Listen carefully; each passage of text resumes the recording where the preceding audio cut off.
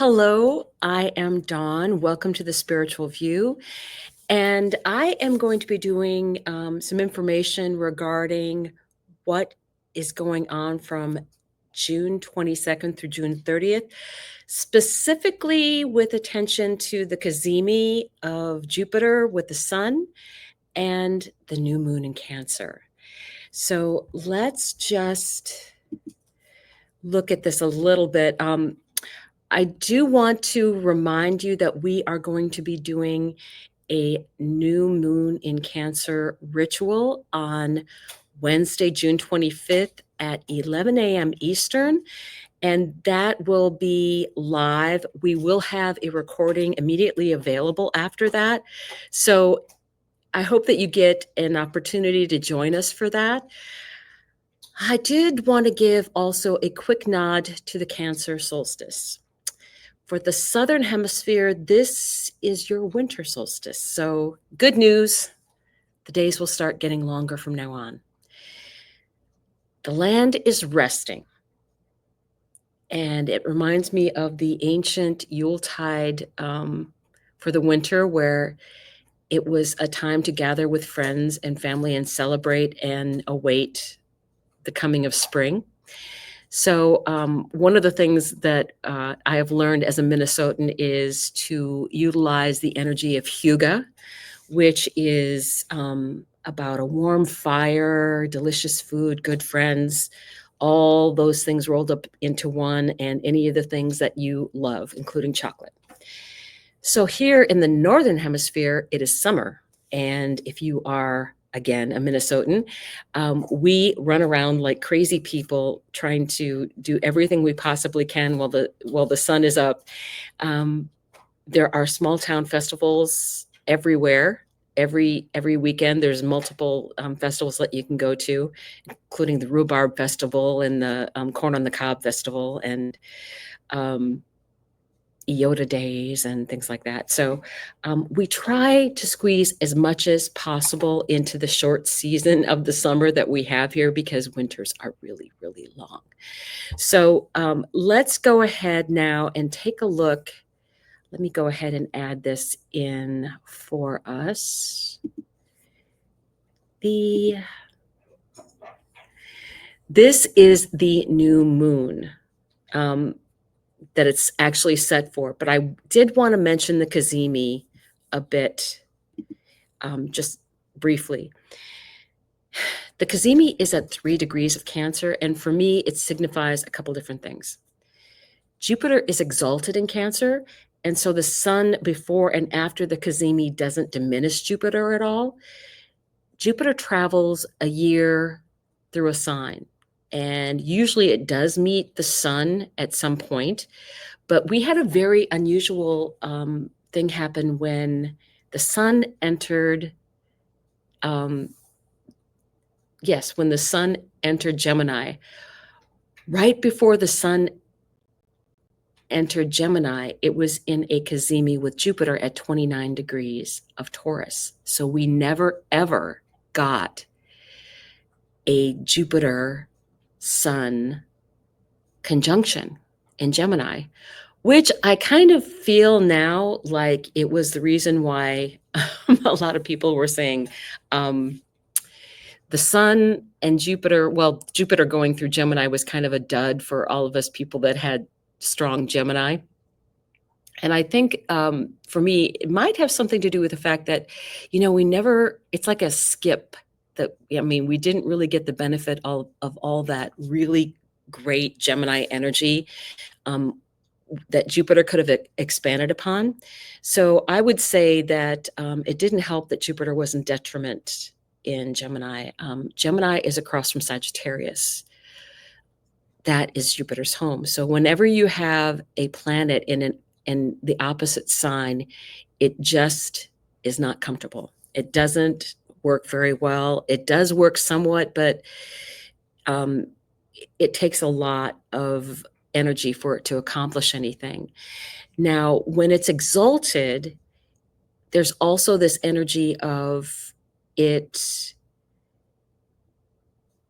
a planet that is in its home sign or is an exalted in the sign and it's around the sun, because usually around the sun it's like, okay, loses a lot of energy because the sun outshines everything and kind of takes over. But if it's in its own sign or an exaltation, it's like they call it being in its own chariot, meaning it's protected in certain ways. So it's like the king of the castle that has a queen in the castle, and the king is the ruler, but the queen knows how to get things done. So that's the idea of this exaltation of Jupiter with the meeting with the sun. So we do have that going on. So Jupiter then for me is going into this new moon in Cancer with a lot of positive energy. It also is getting a benefit from a sextile from Mars. So if I'm just going to point this out to you. So here is Jupiter. Jupiter is actually, the sun met Jupiter at 3 degrees. There is a sextile to Mars at 4. So Mars in Virgo is very much detail oriented. It gets things done. It has spent the past 9 months in only 2 other signs, which was Cancer, where it's in detriment, and Leo, which that was fine, but it took forever to get out of Leo. So it was really, really happy. And I think both Aries and Scorpio strong people were very, very happy with this energy. Just about last week is when it actually went into Virgo. So it was like things change. You could get things done. All of a sudden you want to get things organized. You probably reorganized your pantry or all your sock drawers or something like that, or, started, sorting things out, or maybe started a new exercise program, because being in Virgo is very much about the body. So you do have Jupiter in this sextile energy with Mars. They are helping each other out. It's an opportunity. It's an opportunity to make something happen, especially that it's Mars. So that is very beneficial. And during the new moon, you can see that these are both at 4 degrees. So very beneficial energy. So what else do we have? We do have, with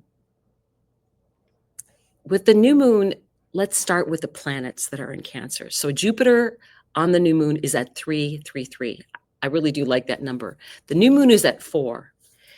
And all 3 of those planets are in a trine with Hecate at 0 degrees and Vesta at 5 degrees of Scorpio. So Hecate is the dark moon goddess. Let me give you a few details on Hecate and her power. In mythology, she was a Titan, and the Titans were what existed before the Zeus group came to power. They were defeated by Zeus, and then he created a pantheon, but she was actually a Titan. So one of the things that happened is when he created his group of gods, he did not change any of Hecate's powers or any of what she considered her domain. He did not mess with her at all. So she holds privilege over earth, air, and sea. Also the underworld. She's a large part of the Persephone story. So basically, Hecate is a goddess of ancient power that was acknowledged as existing before and after Zeus took over. She lost no power during this. So every planet that hit 0 degrees of Cancer, that would be Jupiter, the sun, which we just had happen when we had the solstice, and now the moon. It was greeted with a trine by Hecate at 0 degrees. A very powerful welcoming committee. And she is in charge of all new moons. So Vesta is our sacred flame, our innermost desire, what we really value and want. So, what else is in Cancer? We do have Mercury in Cancer. Mercury is just separating from a square with Chiron and Aries. So, Aries is very much about the self and the personal energy squaring off with the Cancer energy of family, ancestor. Jupiter would have expanded any suppressed emotion. So do not be surprised if you have had past emotional triggers set off recently. This is the time for you to recognize and learn the lesson. Some of these triggers may be from past lives, as many of the timelines are now converging. And some of us also are here to clear ancestral trauma. So that is very much a part of this. Mercury will be sextiling Uranus, and that is very beneficial energy. So let me just point out this sextile to Uranus. Here's Mercury. This was the square to Chiron. So self, Aries, Cancer, family. And then you have the sextile to Uranus in Taurus. So this is at 28 degrees. It will very quickly be at 29 degrees later on in this day. So we have that energy going on. This is the higher mind is meeting the galactic mind. This is magical. Downloads of all kinds, inventions, new ways of thinking. Now, the Gemini new moon wanted us to think differently. The Cancer new moon is asking us to dream big. We don't ask for enough. And it should be this or something better. Jupiter is about expansion. You can't ask for too much.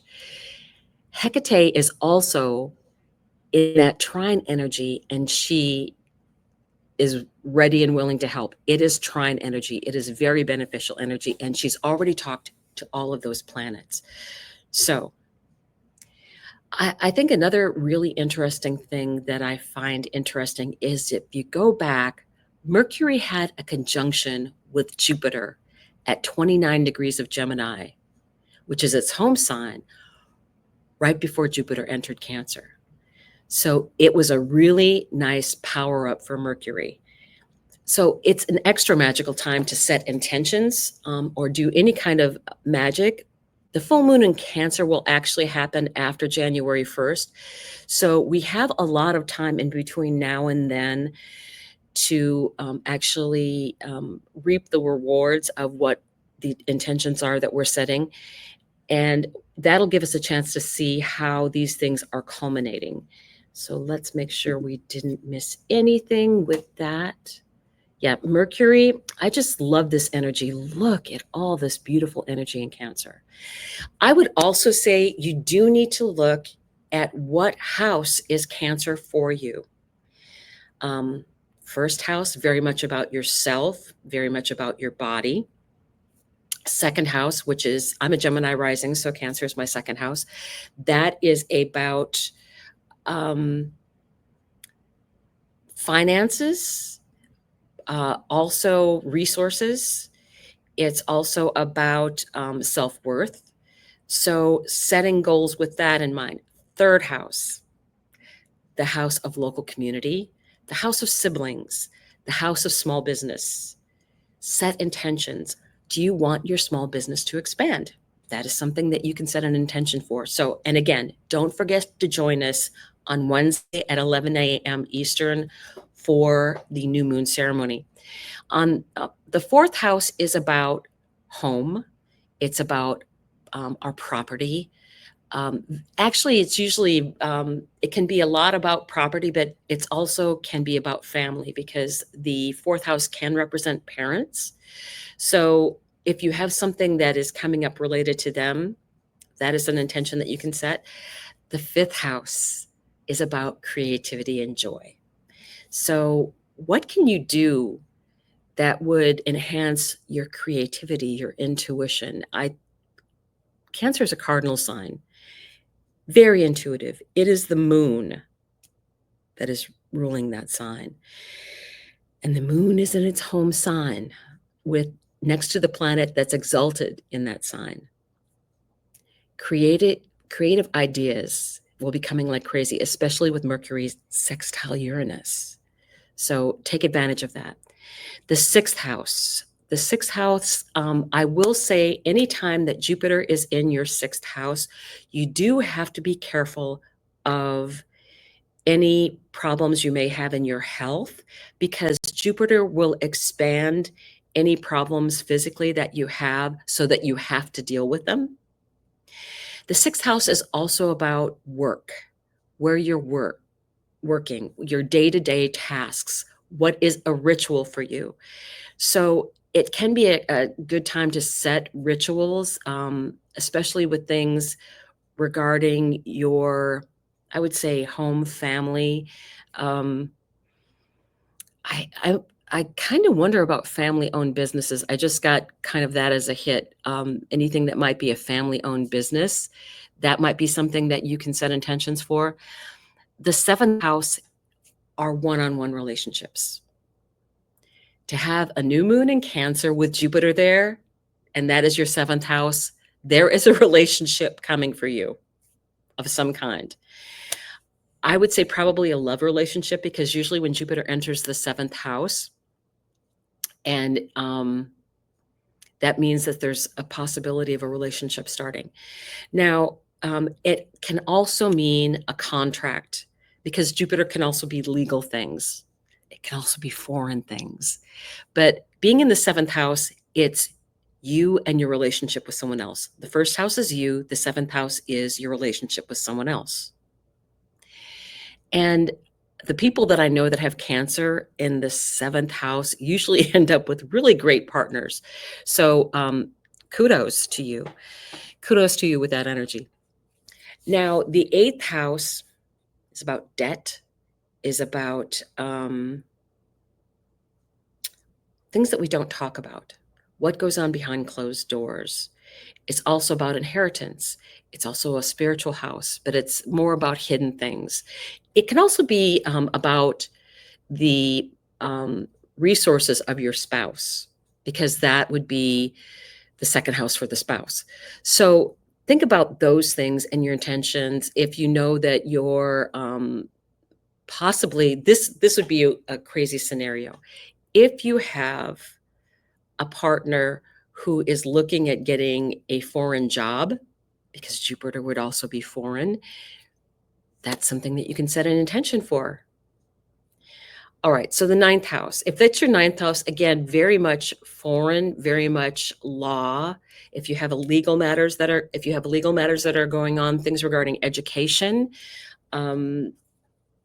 belief systems,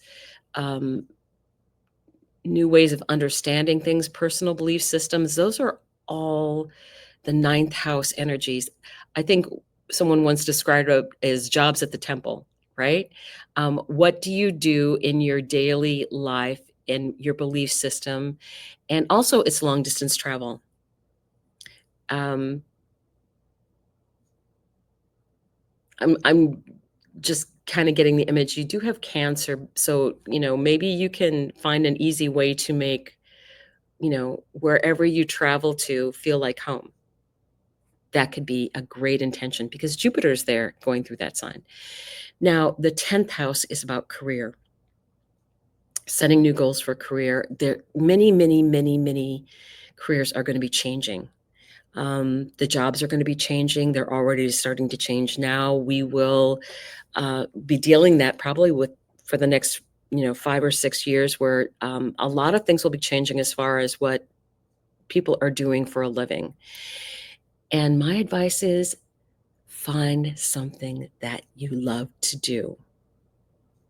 Take this time to open up your creative juices and find something that suits you for that 10th house energy. Now, the 11th house is about luck. It's about networking. It's about the internet. It's about groups that you choose to associate with. Um, it's considered a very lucky house. So, and if you have Cancer as your 11th house, you are a very good friend. So maybe you can set an intention to do something with your friends.